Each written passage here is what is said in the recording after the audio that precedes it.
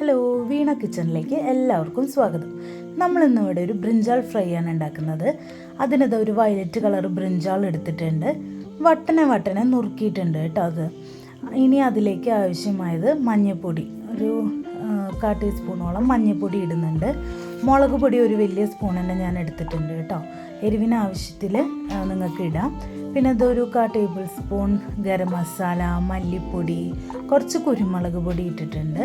അതേപോലെ തന്നെ ആവശ്യത്തിന് ഉപ്പ്. പിന്നെ ഞാനിവിടെ ജിഞ്ചർ ഗാർലിക്കിൻ്റെ ഒരു പേസ്റ്റാണ് എടുക്കുന്നത്. നിങ്ങളുടെ കയ്യിൽ ഇഞ്ചിയും വെളുത്തുള്ളിയും ചതച്ചത് ഉണ്ടെന്നുണ്ടെങ്കിൽ അതിടാം, അല്ലെങ്കിൽ നുറുക്കിയതിടാം.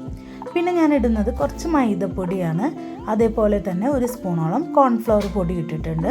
നിങ്ങളുടെ അടുത്ത് ഈ പൊടികൾ ഇല്ലയെന്നുണ്ടെങ്കിൽ കുറച്ച് അരിപ്പൊടി ഇട്ടാലും മതി കേട്ടോ. പിന്നെ അതൊരു ടേസ്റ്റിന് വേണ്ടി ലെമൺ ജ്യൂസ് ഞാൻ എടുക്കുന്നുണ്ട്.